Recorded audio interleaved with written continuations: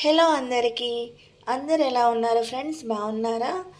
ఈరోజు మన ఛానల్లో నోటికి కమ్మగా ఉండే దోసకాయ పచ్చడి చేస్తున్నాను.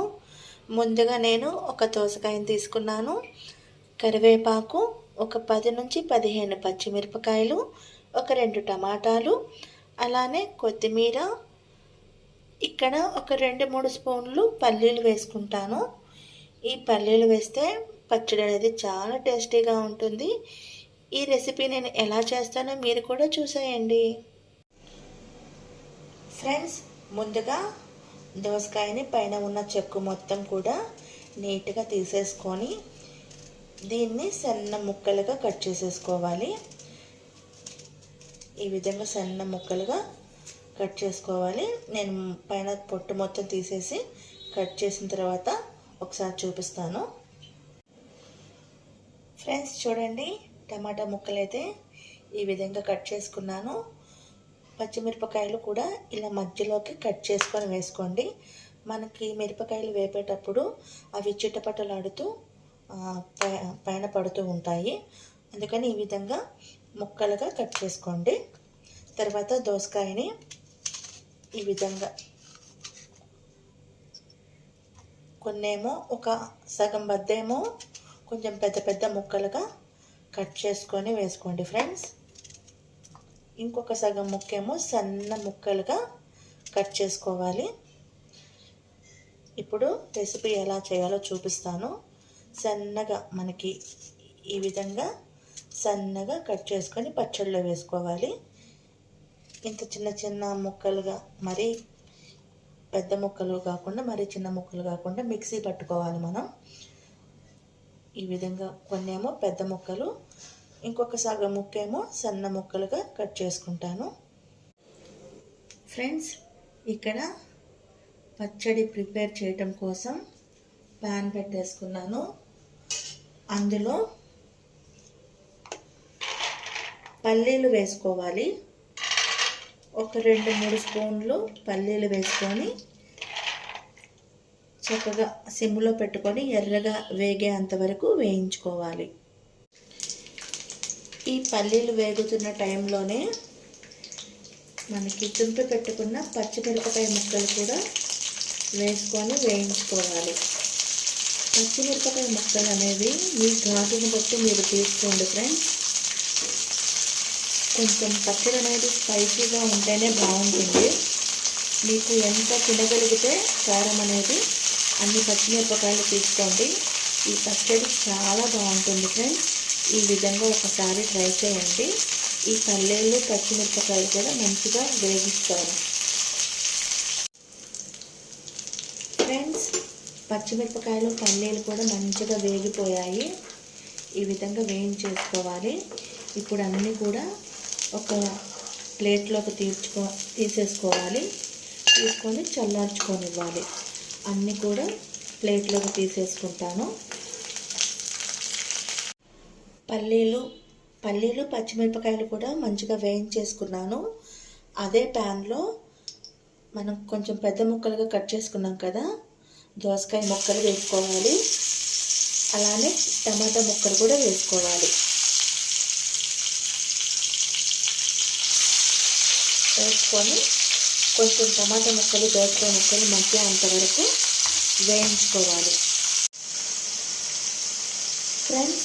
టమాటా ముక్కలు దోసకాయ ముక్కలు మగ్గటం కోసం నేను సాల్ట్ వేసుకుంటున్నాను. మీ టేస్ట్ని బట్టి సాల్ట్ అనేది తీసుకోండి. ఇప్పుడు ఇది మొత్తం కూడా చక్కగా కలిపేసుకొని, మరీ అంతగా వేగాల్సినంత అవసరం ఉండదు. కొంచెం పచ్చివాసన పోయేంత వరకైతే సరిపోతుంది. కొంచెం మరీ వేయించాల్సినంత అవసరం ఏం లేదు ఫ్రెండ్స్. కొంచెం లైట్గా వేగితే సరిపోతుంది. మూత పెట్టి మగ్గించుకోవాలి ఫ్రెండ్స్. చూడండి, టమాటా ముక్కలు అయితే మెత్తగా మగ్గిపోయాయి. ఇందులోనే కొంచెం చింతపండు వేసుకుంటున్నాను. మీ పులుపుని బట్టి వేసుకోండి. నేనైతే కొంచెం వేసుకున్నాను. అలానే జీలకర్ర వేసుకోండి, 1 స్పూను. ఇప్పుడు ఇది మొత్తం కూడా చక్కగా కలిపేసుకోండి. టమాటా ముక్కలు కూడా మెత్తగా మగ్గిపోయాయి. ఇలా కలుపుకొని ఒక 2 నిమిషాలు చల్లారి చేసుకోండి. ఒక 2 నిమిషాలు అయితే కలిపేసుకోండి. మనకు చింతపండు కూడా వేసాం కాబట్టి ఆ వేడికి అది కూడా మెత్తగా అయిపోతుంది.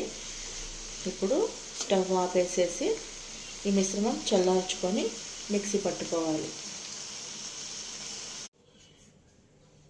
ఫ్రెండ్స్ చూడండి, మనకి టమాటా ముక్కలు అన్నీ చల్లగా అయిపోయాయి. ఇవన్నీ కూడా ఒక మిక్సీ జార్లోకి తీసుకుంటున్నాను. తీసుకొని కొంచెం కచ్చా పచ్చాగా మిక్సీ పట్టేసుకోండి. చూడండి, ఇది మొత్తం కూడా ఈ విధంగా వేసుకొని మిక్సీ పట్టేసుకుంటాను. చూడండి, ఈ విధంగా మొత్తం వేసేసుకున్నాను. ఇందులో ఒక 2-3 వెల్లుల్లి రెబ్బలు, కొంచెం కొత్తిమీరని వాష్ చేసుకొని వేసుకోండి. ఇప్పుడు ఇది మొత్తం కూడా మిక్సీ పట్టుకుంటాను. ఆల్రెడీ సాల్ట్ వేసుకున్నాను కాబట్టి ఇంకొంచెం సాల్ట్ అనేది తర్వాత వేసుకుంటాను. ఫ్రెండ్స్ చూడండి, ఈ విధంగా మెత్తగా మిక్సీ పట్టేసుకున్నాను. దీన్ని ఇప్పుడు తాలింపు వేసుకుంటాను. తాలింపు కోసం ఒక కడాయి తీసుకున్నాను. సరిపడినంత ఆయిల్ అనేది వేసుకోండి. ఈ ఆయిల్ అయితే మంచిగా హీట్ అవ్వాలి. ఫ్రెండ్స్ చూడండి, ఆయిల్ అయితే హీట్ అయిపోయింది. కట్ చేసి పెట్టుకున్న ఉల్లిపాయ ముక్కలు వేసుకుంటున్నాను.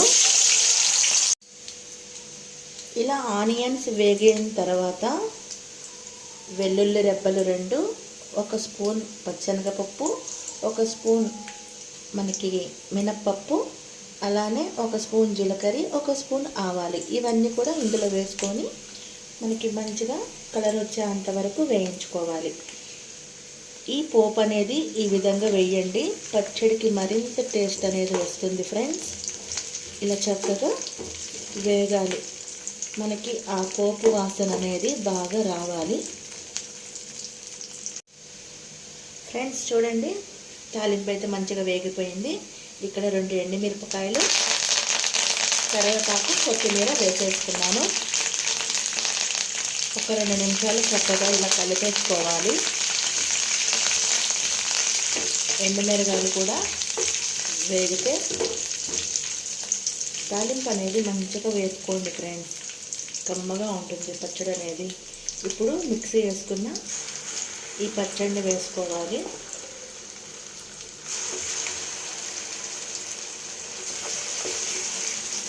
ఇది మొత్తం కూడా వేసుకొని ఇందులో కొంచెం కలర్ కోసం పసుపు వేసుకుంటాను. చూడండి, ఇట్లా కొంచెం పసుపు వేసుకోండి కలర్ కోసం. ఇలా చక్కగా కలిపేసుకోండి. ఇలా గ్రైండ్ చేసుకున్న పచ్చడి మొత్తం కూడా చక్కగా వేసేసుకోండి. ఈ విధంగా ఒక్కసారి చేసుకొని తినండి ఫ్రెండ్స్. మనకి నోటికి ఎంత కమ్మగా ఉంటుందంటే పచ్చడి, ఎప్పుడు కూడా మీరు ఇలానే చేసుకొని తింటారు, అంత బాగుంటుంది. ఒకసారి బాగా కలుపుకోవాలి. ఒక 2-3 నిమిషాలు అనేది నూనెలో వేగితే సరిపోతుంది. ఇక్కడ నాకు సాల్ట్ సరిపోలేదు, ఇంకొంచెం సాల్ట్ అనేది వేసుకుంటున్నాను. సాల్ట్ అనేది మీకు తగినంత వేసుకోండి.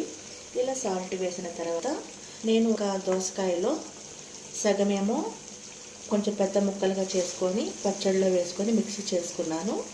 ఇంకొక సగం పీస్ ఏమో ఇలా సన్న ముక్కలుగా కట్ చేసుకున్నా. ఎందుకంటే ఈ విధంగా చేసుకుంటే మనకి పచ్చడి తినేటప్పుడు కొంచెం పంటికి కొంచెం క్రంచిగా తగులుతూ చాలా బాగుంటుంది ఈ ముక్కలు అనేవి. అందుకని కొంచెం సన్న ముక్కలుగా కట్ చేసుకొని వేసుకుంటే సరిపోయిద్ది. అంతే ఫ్రెండ్స్, మీరు కూడా ఈ రెసిపీ తప్పకుండా ట్రై చేయండి. మీలో ఎవరైనా మొదటిసారిగా మన ఛానల్ని చూస్తుంటే ఛానల్ని లైక్ చేయండి, షేర్ చేయండి. అలానే ఛానల్ అనేది సబ్స్క్రైబ్ చేసుకొని సపోర్ట్ చేయండి. మంచి మంచి రెసిపీస్ అనేది మీ ముందుకు తీసుకొస్తూ ఉంటాను. ఇప్పటి వరకు వీడియో చూసిన ప్రతి ఒక్కరికి కూడా థ్యాంక్ యూ సో మచ్. రేపటి రెసిపీలో మళ్ళీ కలుద్దాము. ఒక్క 5 మినిట్స్ ఈ విధాన్ని ఉడికించుకుంటే మనకి యమ్మీ దోసకాయ పచ్చడి అయితే రెడీ అయిపోయింది ఫ్రెండ్స్. ఇంకెందుకు ఆలస్యం, మీరు కూడా ఈ రెసిపీ అయితే తప్పకుండా ట్రై చేసి కామెంట్ చేయండి. రేపటి రెసిపీలో మళ్ళీ కలుద్దాం. Bye friends.